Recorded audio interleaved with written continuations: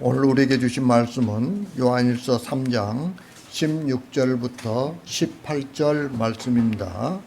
제가 가지고 있는 신약성경 390페이지 요한일서 3장 16절부터 18절 말씀입니다. 다 찾으셨으면 제가 봉독해 드리겠습니다. 그가 우리를 위하여 목숨을 버리셨으니 우리가 이로써 사랑을 알고 우리도 형제들을 위하여 목숨을 버리는 것이 마땅하니라. 누가 이 세상의 재물을 가지고 형제의 궁핍함을 보고도 도와줄 마음을 닫으면 하나님의 사랑이 어찌 그 속에 거하겠느냐. 자녀들아, 우리가 말과 혀로만 사랑하지 말고 행함과 진실함으로 하자. 아멘. 여러분, 사랑은 자기를 낮추고 상대를 높이는 것이라고 했죠. 그런데 이런 사랑은 아무나 할 수가 없어요. 예수님의 마음을 가지고 있을 때만 가능한 거죠. 예수님께서는 우리 죄를 대신해서 십자가에 못 박혀 죽기까지 우리를 사랑하셨어요. 그래서 성경은 이런 하나님의 사랑을 우리가 아직 죄인 되었을 때 그리스도께서 우리를 위하여 죽으심으로 하나님께서 우리에 대한 자기의 사랑을 확증하셨느니라 라고 이렇게 증언하고 있죠. 이렇게 큰 하나님의 사랑을 받은 그리스도인들에게 이게 그 크신 하나님의 사랑을 나눌 수 있어야 하는 거죠. 그런데 많은 성도들이 이웃을 사랑하는 문제를 이웃을 좋아하는 감정적인 것으로 이해하는 경우가 많죠. 하지만 이것은 사랑에 대한 오해에서 생기는 것이죠. 사람을 좋아하는 감정은 내 스스로 통제하고 조정할 수 있는 것이 아니에요. 누군가를 만났을 때 마음에 들게 되면 좋아하는 감정이 본능적으로 발생하게 되어 있어요. 사람을 좋아하는 것도 내 생각과 계획대로 이루어지는 문제가 아니라는 거죠. 그냥 좋은 마음이 들 뿐이에요. 그런데 성경은 이웃을 사랑하라고 말씀하고 있죠. 만일 사랑이 좋아하는 감정적인 것이라면 사랑하라는 말 자체가 잘못된 것이라고 할 수 있잖아요. 내 마음대로 통제할 수 없는 마음을 스스로 통제하고 다스리라는 것은 과 같기 때문에 그래요. 우리가 그렇게 할 수가 없는 거죠. 그러면 좋아하는 감정 없이 사랑이 가능하냐는 거예요. 여러분, 가능할까요? 좋아하는 감정과 상관없이 사랑할 수 있는 사람이 바로 성도들인 거예요. 성경은 그것을 가르치고 있어요. 14절에 보면 사랑하지 않으면 사망에 거한다는 그 말을 할 정도로 성경과 관련된 사랑을 말씀하고 있죠. 그런 사랑을 좋아하는 감정으로 이해하는 것부터가 큰 잘못인 거죠. 그러므로 형제를 사랑하기 위해 상대방을 좋아하려고 노력할 필요가 없다는 거예요. 좋아하지 말라는 것이 아니라 좋아하는 것을 사랑으로 착각하지 말라는 거예요. 내가 어떤 사람을 좋아한다고 해가지고 그 사람을 사랑하는 게 그러니까 성경에서 말씀하는 그 사랑이 아니라는 거예요. 그러면 오늘 말씀이 우리에게 주시는 교훈이 뭔지 우리가 한번 알아보도록 하겠습니다. 먼저 16절 말씀이에요. 16절 말씀 다 같이 시작. 그가 우리를 위하여 목숨을 버리셨으니 우리가 이로써 사랑을 알고 우리도 형제들을 위하여 목숨을 버리는 것이 마땅하니라. 아멘. 이 말씀은 예수님이 목숨을 버리신 것으로 인해서 우리가 사랑을 안다고 말하고 있죠. 사실 사람들은 누구나 사랑이 무엇인지 안다고 말할 거예요. 제가 여러분들에게 물었을 때 여러분 사랑이 뭐냐고 물으면 안다고 이야기할 거죠. 그렇다면 굳이 사랑이 무엇인지 배울 필요가 없는 거죠. 사랑을 이미 다 알고 있는데 또 그 사랑에 대해서 배울 필요가 뭐가 있겠습니까? 그런데 오늘 말씀에서는 예수님이 목숨을 버리신 일에서 사랑을 알 수 있다라고 이렇게 말씀하고 있어요. 무슨 말이냐면 예수님의 죽으심을 모르는 사람은 사랑도 모른다는 뜻이죠. 돌려 말하면 그러는 거예요. 그러므로 예수님의 죽으심을 알지 못한 세상이 말하는 사랑은 모두 사랑이 아니라는 뜻이죠. 여러분, 세상은 가난한 이웃을 도와주고 봉사활동하는 것을 가르쳐 사랑이라고 말해요. 하지만 성경은 그렇게 말하고 있지 않아요. 가난한 이웃에게 도움을 주는 것이 사랑이라면 굳이 예수님의 죽으심을 몰라도 되는 거죠. 그래도 얼마든지 사랑을 할 수가 있어요. 그러나 예수님의 죽으심에서만 사랑을 알 수 있기 때문에 세상에는 사랑이 없다는 말을 하는 거예요. 예수님이 십자가에 죽으신 것은 가난한 사람을 위한 것이 아니에요. 죄인을 위함이고 연약한 자를 위함인 거죠. 다시 말하면 죄인을 불쌍히 여기심이었고 가난한 자의 연약함을 대신 짊어지심이 바로 십자가에서 죽으신 거예요. 이것이 사랑이라면 결국 사랑은 불쌍히 여기는 것이라고 말할 수 있지 않느냐는 거예요. 다시 말하면 우리가 누구를 긍휼히 여기는 거, 누구를 남보다 낮게 여기는 거, 이런 것들이 사랑이라고 말할 수 있지 않느냐는 거죠. 예수님은 병든 자를 불쌍히 여기셨어요. 그러나 그것은 그들의 형편이 딱하기 때문에 불쌍히 여긴 것이 아니죠. 왜 불쌍히 여겼을까요?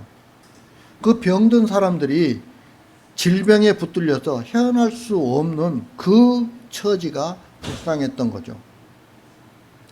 병든 자들은 저주 아래 있는 인간의 실체를 보여주는 거예요.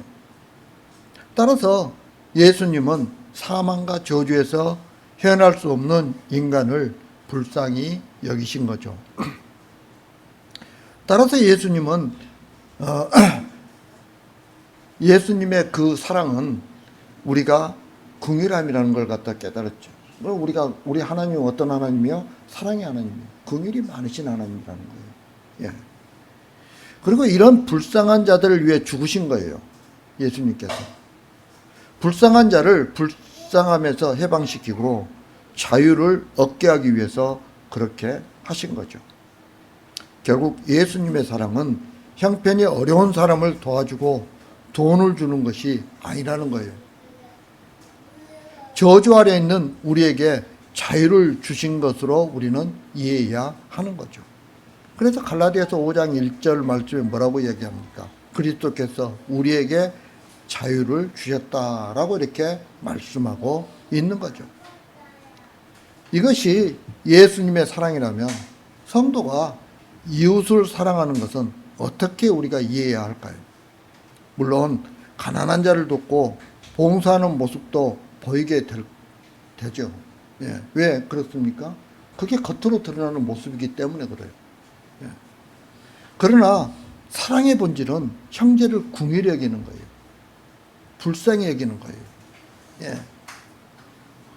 그리고 이 사랑은 자신을 불쌍히 볼 수 있는 성도에게서만 가능하다고 할 수 있는 거예요. 다시 말하면 내가 죄 가운데 있고 예수 그리스도의 십자가의 죽으심이 아니면 도저히 살아갈 수 없는 그런 존재라는 것을 깨달은 자만이 그런 불쌍한 마음, 긍휼히 여기는 마음을 가질 수 있다는 거죠. 사랑은 사랑을 받으면서 그 사랑이 무엇인지 알게 된 성도에게서만 보일 수 있는 거예요. 그래서 예. 우리도 형제를 위해 목숨을 버리는 것이 마땅하다라고 이렇게 지금 말씀하고 있는 거죠. 우리는 이 말씀에 부담을 가지게 돼요. 아무리 형제를 사랑한다고 해도 그 사람을 위해 내 목숨을 버릴 수 있느냐라는 이런 질문 앞에서 모두는 고개를 흔들 수밖에 없는 게 우리의 현실이에요. 네. 그런데도 사도 요한은 목숨을 버리는 것이 마땅하다는 거 말을 하고 있는 거죠. 왜냐하면 예수님이 날 위해서 목숨을 버리셨기 때문에 그렇게 말을 하고 있는 거예요. 그리고 여러분, 이것이 바로 사랑의 본질이에요. 문제는 목숨을 버리라는 것을 사랑의 수준으로 이해하면 안 된다는 거예요. 무슨 말이냐면 사랑의 최고의 수준이 목숨을 버리는 것인데 우리는 그런 수준까지 도달할 수 없기 때문에 조금 낮은 수준에서 실천하면, 사랑을 실천하면 된다는 식으로 이해하면 안 된다는 거예요. 형제를 위해 목숨을 버리라는 것은 위험에 빠진 형제의 목숨을 구하기 위해 대신 죽으라는 그런 의미가 아니에요. 예. 그런 의미 같으면은 그렇게 이야기하면 안 되는 거죠. 예. 예수님은 우리의 육신을 구하기 위해 죽으신 것이 아니죠. 예수님은 우리의 영혼을 구하기 위해서 죽으셨어요. 예. 그러니까 목숨을 버리라는 것은 예수님처럼 십자가에 달려서 죽으라는 뜻이 아니라는 거죠. 예. 따라서 형제의 영혼을 위해 목숨을 버리라는 뜻으로 우리는 이해할 수 있는 거죠. 결국 목숨을 버린다는 것은 나의 모든 것을 버리는 것을 말하고 있는 거예요. 왜냐하면 목숨이 나의 전부이기 때문에 그래요. 사실 사람들은 다른 것은 다 내놓아도 목숨은 내놓지 못하죠. 그래서 우리가 영화 같은 걸 보면 어떻습니까?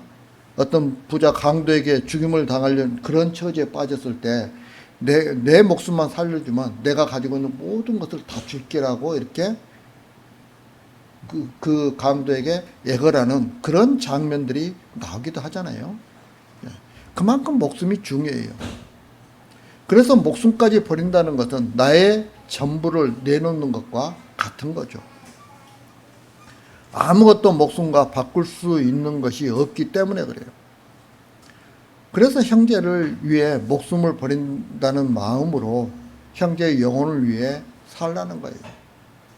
예. 그럼 우리가 어떻게 형제를 위해서 살 수 있습니까? 바로 사랑하는 마음으로 살아야 되는 거죠. 그 형제를 높이고 나를 낮추고 그 형제를 이해해주고 배려해주고 이런 게 나의 유익을 구하는 것이 아니라 타익을 유익을 구하기 위해서 내가 살아야 되는 거죠. 예, 이게 바로 형제를 위해서 사는 거예요.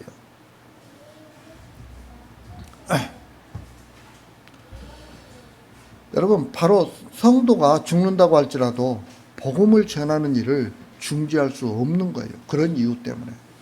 예. 왜냐하면 예수님이 나의 영혼의 생명을 위해 죽으셨기 때문에 그래요. 결국 우리는 예수님의 목숨으로 살고 있는 그런 존재들이에요. 그런 우리가 형제의 영혼을 돌아보지 않는다면 그것이야말로 예수님의 죽으심에 전혀 마음을 두지 않고 있다는 증거인 거죠. 뿐만 아니라 예수님의 사랑 은혜에 감사하지도 않고 그리고 예수님의 은혜를 은혜로 여기지도 않는 증거일 수밖에 없다는 사실을 우리는 기억해야 하는 거예요. 그래서 우리가 전도를 하는 거예요. 전도라는 것이 여러분 예수 믿으면 구원받아요. 이게 전도가 아니에요. 네. 그렇게 하면 누구나 다 할 수 있죠. 우리의 삶을 통해서 전도를 갖다 해야 되는 거죠. 그런데 사랑의 문제는 이것으로 끝나는 것이 아니에요. 여러분 17절과 18절 말씀 한번 읽겠습니다. 17절, 18절 말씀 시작. 누가 이 세상의 재물을 가지고 형제의 궁핍함을 보고도 도와줄 마음을 닫으며 하나님의 사랑이 어찌 그 속에 거하겠느냐. 자녀들아, 우리가 말과 혀로만 사랑하지 말고 행함과 진실함으로 하자. 아멘. 사랑은 말과 혀로만 하는 것이 아니라 궁핍한 형제가 있을 때 그 쓸 것을 도와주라는 것까지 나아가야 한다는 거예요. 이 말씀의 중점은 궁핍한 자를 주라는 그 행함에 있는 것이 아니죠. 어디에 있는 걸까요? 궁핍한 자를 보고도 도와줄 마음을 닫으면 과연 주님의 사랑이 그 안에 있는가라고 이렇게 묻고 있는 거예요. 내 앞에 지금 어려운 사람이 있을 때 내가 가지고 있는 걸 가지고 도와주지 않는다면 과연 나에게 사랑이 있느냐는 거예요. 여러분, 우리는 그렇게 사랑이 풍성한 사람이 아니에요. 우리는 그런 사람이 아니에요. 사랑이 사실 어떻게 보면 없는 사람들이에요. 없는 사람들. 그런데요, 성령님께 붙들리면은 사랑할 수 있어요. 성령님께 붙들려 살면요. 내가 노력해가지고 사랑하려면 안 되는데 성령님께서 나를 이끌어 주실 때 우리는 사랑할 수 있는 거죠. 궁핍한 형제를 돕는 것은 예수님이 우리를 위해 목숨을 버리신 그 사랑과 연관이 되는 거예요. 여러분, 궁핍하다는 것은 누군가가 도와주지 않으면 살 수 없는 어려움에 처해 있다는 뜻이죠. 그런데 우리 자신이 그런 형편에 있었어요. 따라서 우리 모두는 지금 이 땅에 살아가고 있지만 궁핍한 자들이에요. 예수 그리스도가 우리를 도와주시지 않으면 우리는 살아갈 수 없는 그런 궁핍한 자들이에요. 예수님의 그런 존재인데, 그래서 예수님의 도움으로 우리는 살고 있는 거예요. 이처럼 예수님의 죽으심에서 자신의 궁핍함을 보는 자가 바로 성도들인 거죠. 이 사람은 형제의 궁핍에서 예수님이 아니면 살 수 없었던 자신의 궁핍을 보게 되고, 그리고 자신을 도와주신 주님의 은혜가 형제를 돕게 하는 거예요. 그런데 예수님의 사랑보다 재물을 더 귀하게 여긴다면 그 재물이 형제를 도우려고 하는 마음을 막게 되는 거예요. 그러니까 예수님보다 내가 더 사랑하는 것이 있으면 그 사랑하는 것을 통해서 어떻게 됩니까? 내가 남에게 사랑을 베풀려고 하는 마음을 못 보게 만드는 거죠. 가리우는 거예요. 가리게 되는 거예요. 그래서 어떻게 보면은 내 교회, 내 구역, 그리고 내 가정, 내 가족들, 이것만 생각하는 거죠. 여러분, 그건 너무나도 편협하게 사는 거예요. 편협하게.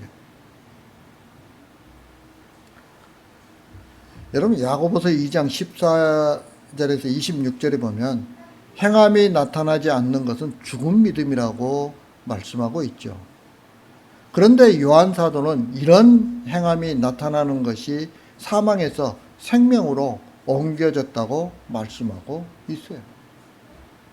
그러면 그런 행함이 나타날 때 나보다 다른 사람이 더 나은 행함으로 살고 있고, 그리고 사람들의 칭찬을 받는 것이 나보다 그 다른 사람이 더 많이 받을 때, 그 사람에 대해서 나에게 어떤 마음이 생기느냐는 거예요. 나보다 다 사람들을 위해서 그 사랑으로 행하고 있고, 사람들이 나보다 더 많이 그 사람을 칭찬하고 있을 때 여러분들 어떤 마음이 생깁니까? 미움이 생깁니까? 아니면 감사와 사랑이 생기냐는 거예요. 만약에 나에게 미움이 생긴다고 한다면 그 사람의 행함은 믿음에서 나오는 것이 아니라는 거죠. 그럼 어디서 나오는 걸까요? 다른 사람들에게 인정받고 싶어하는 욕망에서 나오는 거예요. 만약에 내가 그런 모습을 보면서 오히려 그 사람에 대해서 사랑하는 마음이 있고 감사하는 마음이 있고 이런 마음이 있다고 한다면 그것은 주님의 은혜로 된 거예요. 내가 다른 사람보다 조금 더 사랑을 못하지만은 하나님의 은혜 가운데 하나님께 나에게 주신 것만큼 내가 하면 되는 거예요. 왜 다른 사람과 비교합니까? 비교하는 마음은 주님이 주신 마음이 아니잖아요. 비교를 않기 때문에 그 사람의 그 행함을 그대로 나도 받아들일 수 있는 거죠. 그대로 보고 칭찬할 수 있는 거죠. 감사할 수 있는 거죠. 그러니 여러분, 겉으로 나타나는 어떤 행동으로 저 사람이 사랑이 있구나 없구나를 갖다 판단할 것이 아니라는 거죠. 여러분, 사도행전 5장에 보면 아나니아와 삽비라 이야기가 나오잖아요. 그런데 사도행전 4장 마지막 부분에 보면 바나나 이야기가 나와요. 바나바 이야기가. 바나바. 예. 바나바가 밭을 팔아 사도들 앞에 가져온 거죠. 바나바는 사람들에게 칭찬을 받았어요. 예. 그런데 돈에 욕심이 생겨서 그 아나니아와 삽비라는 일부를 감추고 사도들에게 가져갔던 거죠. 그때 베드로 사도가 그 아나니아를 보면서 뭐라고 이야기합니까? 3절에 보면 이렇게 말씀하고, 그 사도행전 5장 3절에 보면 이렇게 말씀해요. 아나니아야, 어찌하여 사탄이 내 마음에 가득하여 내가 성령을 속이고 땅값 얼마를 감췄느냐. 그리고 어떻게 됩니까? 아나니아가 그 자리에서 죽게 되죠.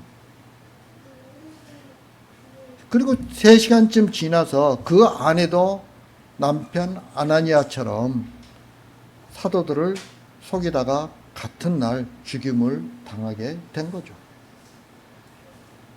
오늘날 교회에 어떤 성도가 바나나처럼 했다면 아마 칭찬을 하겠죠. 주님을 사랑해서 이렇게 많은 헌금을 했다고 말할 거예요. 하지만 그 사랑의 행위가 아나니아와 삽비라처럼 얼마든지 주님의 사랑에 근거하지 않고 자기를 과시하는 행위나 복을 받으려고 하는 조건부 행동일 경우가 있죠. 예. 그러므로 우리는 교회에서나 세상에서 어떤 사랑의 실천이 어디에 근거하고 있는가를 우리는 보아야 하는 거죠. 왜냐하면 자신들의 선행이 사랑이 아니라 오히려 미움과 살인에 이를 수 있기 때문이에요. 다시 말하면 자기 사랑의 연장일 수 있기 때문이라는 거예요. 자기 사랑.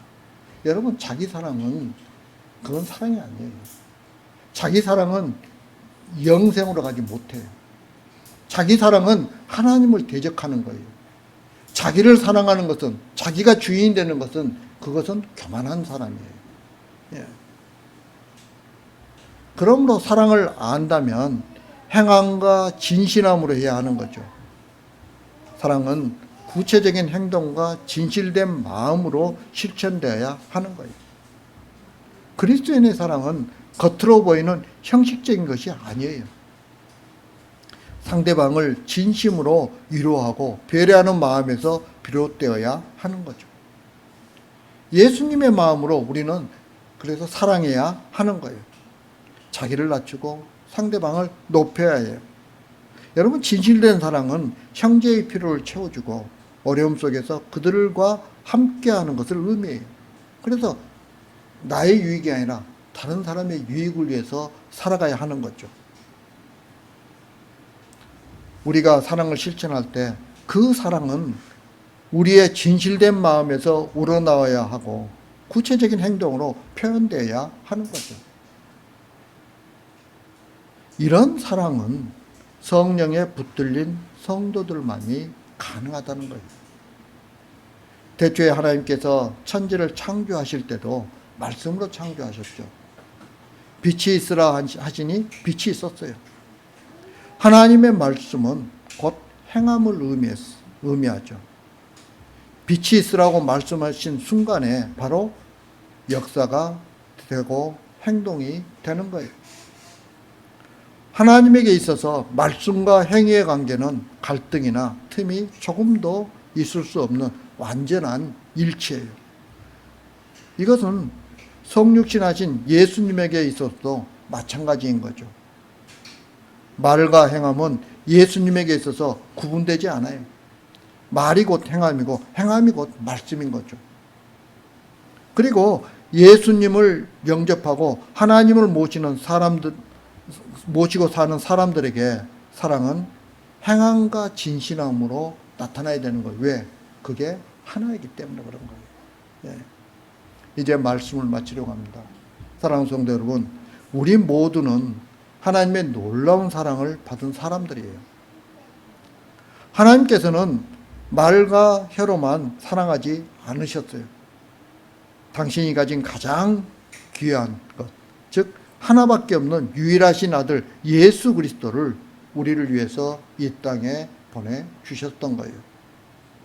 이런 하나님의 은혜와 사랑이 우리에게 큰 선물로 자리한다면 그 사랑은 말과 혀로 머무는 것이 아니라 행함과 진실함으로 나타나야 하는 거예요. 이런 모습으로 주님이 우리를 위해서 목숨을 버리신 그 크신 사랑을 증거하며 살아가는 저와 여러분들이 되길 주님의 이름으로 축복합니다. 다 같이 기도드리겠습니다.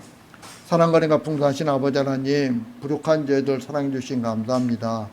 저희들이 이 땅에 살아가면서 주님의 사랑을 저희들이 드러내며 살아가야 되는데 그것이 형제 사랑임을 다시 한번 깨닫게 됩니다. 아버지 하나님, 나의 유익을 위해서 사는 것이 아니라 다른 사람의 유익을 위해서 살아가며 예수님의 사랑을 이 땅에서 드러내며 사는 주님의 귀한 백성들 되게 하여 주옵소서. 예수님 이름으로 기도합니다. 아멘.